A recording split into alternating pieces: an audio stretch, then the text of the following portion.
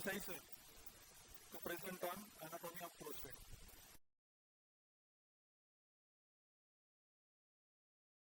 Good afternoon. Before I start, Rajesh, it was excellent, really, very nice. Even I understood, so it must be really good. And I was reminded of an incident happened in KM Hospital during my residency when we were talking about SARS soda and this thing. Now, it's an important, I tell you why. We had a Malayali patient. She had come for chest x-ray, and none of us, our techs, nobody knew that language. So she was standing and they wanted to tell her to hold breath. So she was not understanding, she was continuously breathing. And here comes our teacher, Dr. Kuka, who was a Canadian, who had come to KM and he stayed with us for 10 years and then went back. So he looked at it and he says, no, I know, I'll handle it. So he went and he told her, Sasam PD. So she took breath and hold. And she was looking at us with great amount of victory. Kaisa maine kiya hai? X-ray le liya. Few minutes went, Sasam PD was not ending. So her thing was started becoming vein khada ho gaya, eyes bahar. तो हमने बोला sir अभी उसको बोलो सांस छोड़ना. Oh, he said that I don't know how to say. Then we went to the normal Indian technique and hit her in the tummy and then so you have to have the knowledge complete, otherwise it can be sometimes pretty dangerous. Having said that, okay, let's try and see what we have in prostate. Prostate is the important organ, you all know that. As I told you about male age 50 is a risk for a cardiac disease, male age 50 is a risk for prostate cancer. So recommended investigation at the age of 50 for a male is PSA. You all know that. And we all know that, and none of us do it. That's the equal part of it. It's a simple, it's a very straightforward. So sometimes it comes as a surprise. So when talking about the location and development, it's located just below the bladder, which we all know, in front of the rectum. The central zone comes from the Wolffian duct, while the transition and the peripheral zone, they come from the urogenital sinus, the baseline. I won't go in details of that. I'm just this is just fleeting remark of that. So what's the gross anatomy? It's inverted pyramid. You know that. Can you see this, or you want to make this red? Base of the prostate obviously is in continuity with the bladder, and apex ends at the urogenital sinus. And what goes through your prostate is the urethra, and behind is the ejaculatory duct, which comes from the seminal vesicles. And the seminal vesicles are obviously superior and posterior to the prostatic gland. What happens is the prostate gland lacks a true capsule. What we see as a capsule is not a true capsule. So the so-called pseudocapsule, prostatic capsule, is a pseudocapsule, and that's formed by fibromuscular tissue, which has got a 3 distinct layer of fascia: anterior, lateral, and posterior fascia. Anteriorly and apically, this pseudocapsule is deficient. Laterally, it fuses with the levator fascia. Excuse me. No, I am not complaining. People are complaining.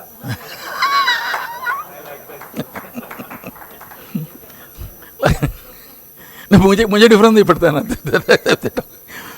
The important point here is prostatic venous plexus. It lies between and passes through this pseudocapsule. For that, you should know that. Why are all these points important? When you treat prostate, now there are many methods of radiological treatment of prostate. Prostatic artery embolization, the MR guided focus ultrasound surgery treatment, so many things. So you got to know all these things in detail. Neurovascular bundle typically lie behind posterior lateral at 5 and 7 o'clock position. That's very important. Now we know there are multiple zones. The transition zone surrounds the prostatic urethra. And this zone enlarges with age, resulting and which becomes large, and that is what is called as BPH. The central zone, which lies behind, which is at the base of the prostate behind the transition zone, and it surrounds the left and right ejaculatory duct. So it's on either side of the ejaculatory duct, the central zone. Many people make a mistake of calling transition zone as a central zone. So please remember, transition zone is on either side of urethra, the central zone is behind it. Anterior fibromuscular stroma is a small area of tissue that is situated in the anterior side of the prostate. I'll show everything of this on imaging. Don't worry about that. Peripheral zone is situated on the posterior and lateral aspect of the prostate. Now, what is important? 70 to 75% of all prostatic cancers, they occur in peripheral zone. Important thing. The posterior aspect of this zone can be examined with the digital exam, and therefore when surgeon tells you, I'm feeling a hard prostate, that's only the posterior aspect of the peripheral zone. He cannot palpate the central zone, or he cannot palpate the transition zone. Please remember that. 25% of the prostatic cancers originate in the transition zone, which is important. 1/4 of them there, the surgeon cannot feel it. Very few prostate cancers manifest in the central zone or in the anterior fibromuscular septa, so those are the least. So these 4 broad things are there. We should know them. So you should be looking for signal abnormality in this area. To just make it a little more easier for you in a diagrammatic way, so this is how it is. So if this is the urethra, that entire thing, the transition zone, so its anterior is almost surrounds the entire urethra. Behind that blue thing is the central zone, and that green thing is the peripheral zone, and the yellowish orange thing in front is the anterior fibromuscular. These are the 4 zones of the prostate. So when you're looking at a cross-sectional anatomy on any imaging modality, please remember this correlation, anatomic correlation, to localize the lesion to those particular zones, because that will tell you what pathology you are probably looking at. In addition to their imaging criteria, the location will tell you. So this is a very important slide from that point of view. Try to understand this. Then confusion starts. Then there is a sector anatomy. Now whether you should know this or not, actually it may not be important, but when you are doing the transrectal biopsies and somebody tells you take 8 slices, the 16 and 24, and all those things are happening, then you should know what you are going to take. So therefore you have to have this theoretical knowledge. Even if you don't remember, it's okay. Have it on the console next to you, is perfectly okay. But basically, to complete the talk, there are 7 sectors at the base. The anterior fibromuscular stroma, 1 transition zone has got 2 anterior and posterior. The peripheral zone, 2 anterior posterior. Central zone has around the ejaculatory tract, and 2 additional sectors they were added. That is 1 for the right and left posterior medial peripheral zone at the base. So these are the new things, and that's how the number of prostatic biopsies keep on increasing. Please remember, if you are in the business of doing the truss, you will realize these are the areas which your guy is asking you, this is which you are supposed to label, send it for the pathological examination. When you come to the mid portion, there are 6 sectors. This anterior fibromuscular septa, the transition zone, there are 2 zones, anterior posterior, the peripheral zone, anterior posteromedial and posterolateral. Then it comes to apex, which is lower, has 6 sectors, that is anterior fibromuscular septa, the transition zone again anterior posterior, and peripheral zone again anterior posteromedial and posterolateral. Seminal vesicles are divided into left and right, that we know, it's very simple, and urethral sphincter is marked in the prostate apex and along the membranous segment of the urethra. So there is a prostatic part of the urethra, and then there is a membranous part of the urethra. So we need to know that anatomy well. So what are the relations? It's easy, we all know, but we'll go over it. Anteriorly, there will be pubic symphysis. There will be retropubic space of the ribs. The posteriorly, there is the retrovesical fascia, and there will be rectum obviously lying there. If you go to the posterior superior, there will be seminal vesicle. Superior, obviously urinary bladder. Inferior, urogenital membrane and urogenital diaphragm. And laterally, you have the prostatic venous plexuses and levator ani muscles. And vascular, why this is important? Because now we are doing interventional radiologies. We are ablating the prostate by the arterial embolization. So you have to know that prostate comes from the inferior vesical artery, internal iliac artery, and middle rectal artery. All these supply the prostate, and if you want to effectively embolize the prostatic malignancies or the tumors, you got to get into all of these selectively. Venous drainage goes into the internal iliac vein, and this another thing which is important is this goes prostatic veins goes to the blaston venous plexus to drain into internal vertebral venous plexus. So this is how the metastasis can spread, and that's how one of the root of the bony metastasis. Lymphatic drainage mainly to internal iliac, sacral and obturator, and some drainage to the external iliac, presacral and para-aortic. That's why you will be looking for, if when you look at the prostatic cancer, look for these nodes if there is any metastasis coming up. Important, because you do a diffusion weighted MR to look for the increased signal, the increased diffusibility, restricted diffusion in these nodes to suspect the metastasis. Innervation is not that important from our point of view. Now let's go to the radiological imaging techniques.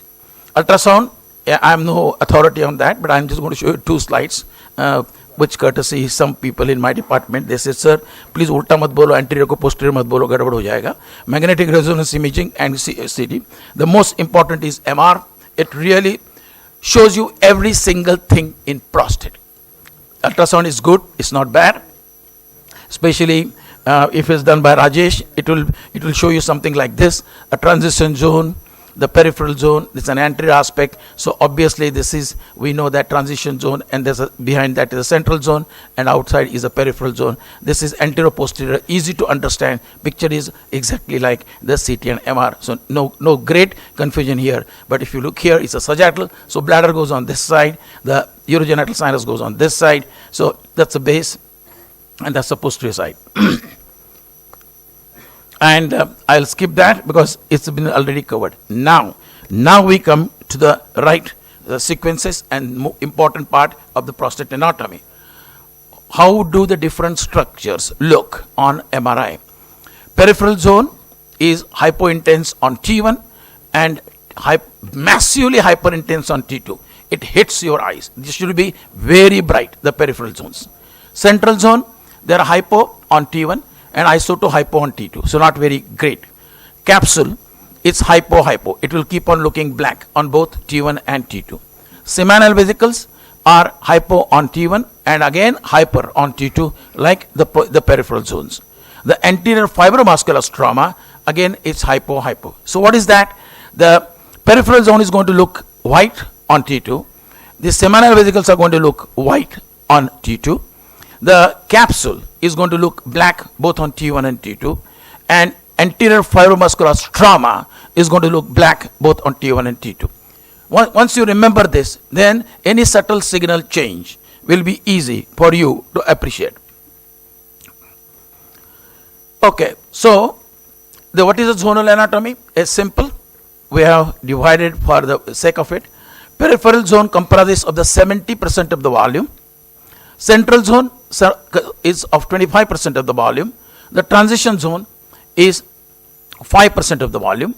The periurethral gland is 1% of the volume, and anterior fibromuscular stroma is 30% of the volume. So major is peripheral zone, the fibromuscular stroma, but the malignancy comes maximum here, and then comes here, hardly here, and hardly there. So that's what the important thing is. Now when you're looking at that, peripheral zone is going to look bright on T2. This is the urethra in the center. Surrounding that is the transition zone. Behind is the central zone. So central zone is looking black. The periurethral transition zone also looks a little hypo. This on T2 picture, while peripheral zone massively bright, and the capsule, the pseudocapsule, which is all along, is the black. It's a black structure. You can appreciate that black here, and these are the different pathologies that I'll show you later. So that is what you will be looking at. That's the anterior black structure is anterior fibromuscular stroma, which is going to look black. So now if you look at that, seminal vesicles, axial images. I'm going to show you axial images, easy to appreciate. That's the urinary bladder. The wall of the urinary bladder is always black on T2. Any signal change in the T2 hypointensity of the urinary bladder wall is the sign of a bladder pathology. What pathology will depend on what you are looking at, but tells you that if you see the loss of the T2 hypointensity in the bladder wall, it's abnormal. Now these are the seminal vesicles, the mustaches on back. They are septate mustaches. They are bright on T2 weighted images.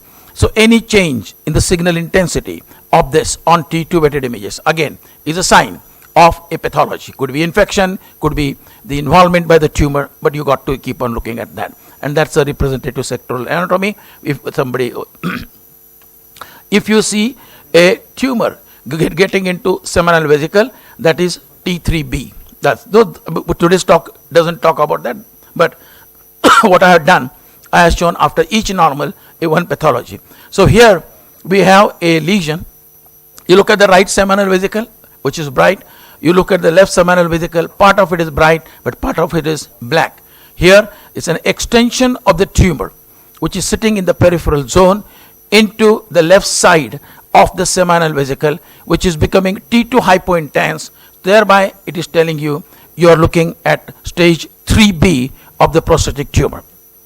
Okay, so loss of hyperintensity in the peripheral zone is abnormal. So any hypointensity in the peripheral zone of the prostatic gland in a patient in whom the PSA has risen and you are investigating, in whom rest of the things are normal, including the surgical investigation, no hard nodule, in whom sometimes the ultrasound may be normal, this is definitely abnormal. You just don't neglect this at all. Okay, then we look at the bladder. As I showed you, this is how the bladder wall should look. T2 hypointense. Its thickness depends on whether the bladder is obstructed. If bladder is obstructed, the thickness could be trabeculated. It could be more thicker, but signal will not change. Signal should be black. Signal will change if the bladder wall is involved. Tumors which involve the posterior wall of the bladder, they get into gray T4. They become T4.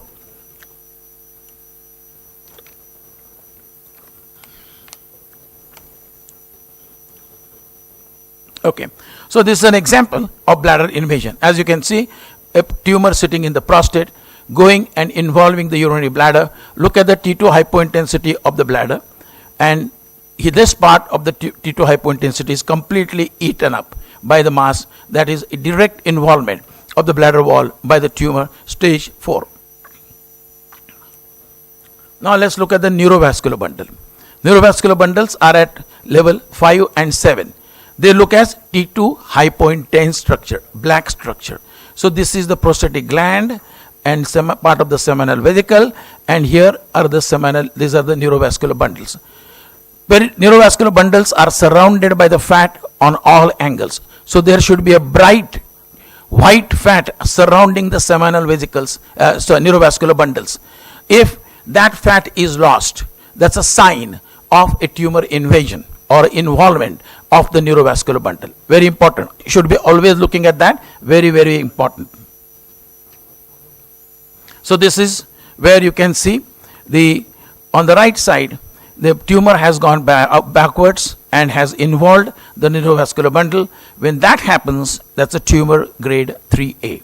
So a normal neurovascular bundle on the opposite side, a tiny black structure surrounded by the white hyperintensity. Here, that neurovascular bundle, the black structure, is abutting. Even abutting neurovascular bundle by the mass is considered as invasion.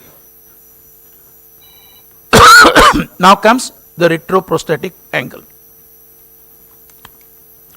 You have a almost near 90-degree angle in the retroprostatic region normally to see this angle. When there is a mass in the prostate, this is a peripheral zone. When there is a mass and it bulges the capsule, this angle is obliterated, and this is a sign of extracapsular extension of the mass. So obliteration of the retroprostatic angle is an important sign of a extracapsular extension of the mass. So you keep on looking at that. So involvement of the neurovascular bundle is an extracapsular extension. Loss of this angle is a retrocapsular extension. Those are the signs, subtle signs, early signs, because they decide the different types of the treatment. Then comes the peripheral zone. This usually is a hyperintensity, and therefore any focal lesion, hypointensity in the peripheral zone, has to be viewed with tremendous amount of suspicion and biopsied. That goes without saying, okay, to prove it that it is not malignant or is malignant. Central zone is okay, that's looking nice.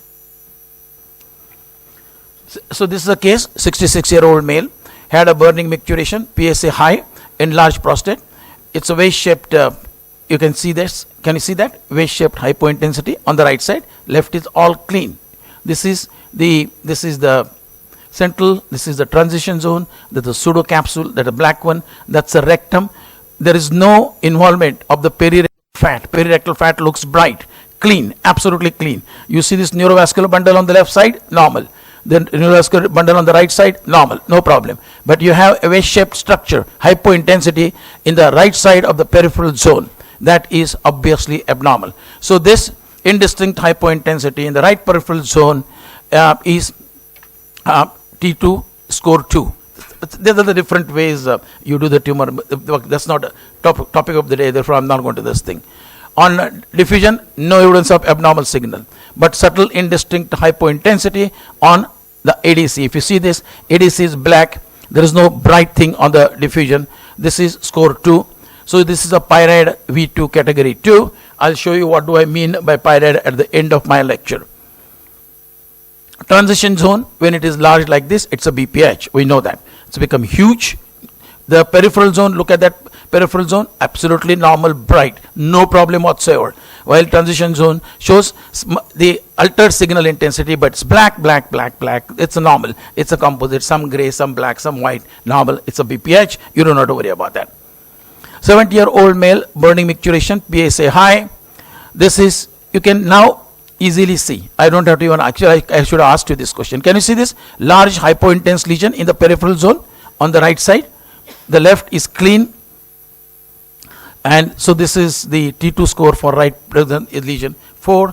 And in addition to that, if you see the transition zone also is appreciably large, which is a double pathology BPH with the peripheral zone cancer. So this is, look at that diffusion in the same patient. It's a diffusion bright, ADC black. If you see the diffusion bright, ADC black, it's a sign for malignancy. Early arterial enhancement, diffusion abnormality, decreased ADC value are signs for the malignant lesion in a prostatic gland. You have to say, when you suspect on the signal, do all these things. So T2 hypointensity, diffusion hyperintensity, ADC hypointensity, and early enhancement in the arterial phase are the signs of a malignant lesion in the prostatic gland. Well, therefore, if you know the zonal anatomy well, you would be identifying it very well. And last few, where you have the anterior fibromuscular stroma, which looks black both on T1 and T2, and if there is a change, then you talk about the, this is the central part of the prostatic gland is a urethra. So when the tumor invades the external sphincter of the urethra, which is located around the urethra from most of the apical region of the prostatic gland, there is no increased risk of the urinary incontinence even after the surgery. That's an important thing. So if you look at the cross-sectional, the sectoral anatomy and cut them into the upper, middle and lower, that is apex, mid and base, and then look at the sectoral anatomy. This is how you will divide. Now we have already gone over the sectoral anatomy, so I don't want to, I'm just showing you an MR picture of what I showed you as a diagrammatic position. So what are the standard protocol for the showing the prostate anatomy? T2 weighted axial sagittal coronal, T2 fat saturated axial, T2 weighted for prostate and lymph node, diffusion for, and we use the high B, that is 50, 400, sometimes we use 1000, sometimes even 10,000. And dynamic post-contrast T1 weighted image using Vive. There's a standard. These things you have to do to come to the diagnosis. Why? Because today we are in the era of PIRAD. What is PIRAD? Prostatic malignancy classification. It's a PIRAD 2, PIRAD 1, very low. This is when the patient is PIRAD 1 falls under that. It's clinically significant cancer is highly unlikely. 2, it's a low, clinically significant cancer is unlikely to be present. 3, intermediate, presence of clinically significant cancer is equivocal. When it's PIRAD 4, there's a high chance, and PIRAD 5 is a very high chance. This in the books, so I need not, I'll just show you what does this mean. How do you assess the PIRAD on diffusion weighted MRI? Signal intensity in a lesion is visually compared to the average signal of the normal prostate tissue in the histopathological zone in which it is located. So what are we going to do? You give the scores to the what you are seeing. When this is a peripheral zone or a transition zone you are trying to evaluate, there is no abnormality on ADC or high B value, score 1. Indistinct hypointensity on ADC, score 2.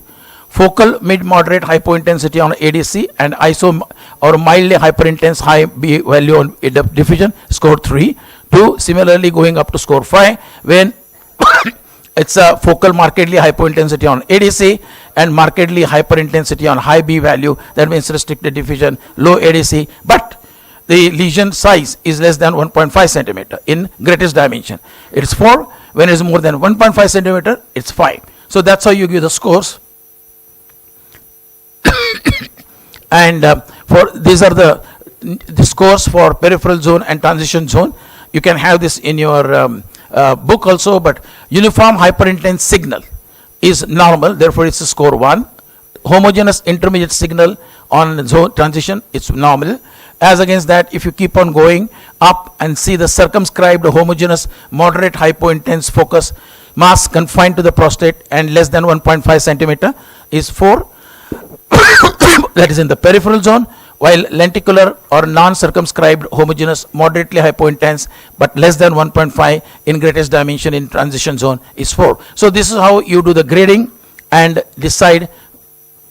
When it comes to the other score, that is peripheral zone or transition zone, no early enhancement or diffuse enhancement not corresponding to a focal finding on T2 or DWI, or focal enhancement corresponding to a lesion demonstrating feature of BPH or this thing, it's called as negative, while it's a focal earlier than or contemporarily with enhancement of adjacent normal prostatic tissue and corresponds to the suspicious finding on T2. When you have this early arterial enhancement, which is there a suspicious T2 hypointensity, you do it as plus. So that's another this thing. What are the basic? Is it complete? The part. There are pitfalls that there a false positive or a false negative. The false negative anatomic is when there is a hypertrophic anterior fibromuscular trauma that can give you the wrong thing.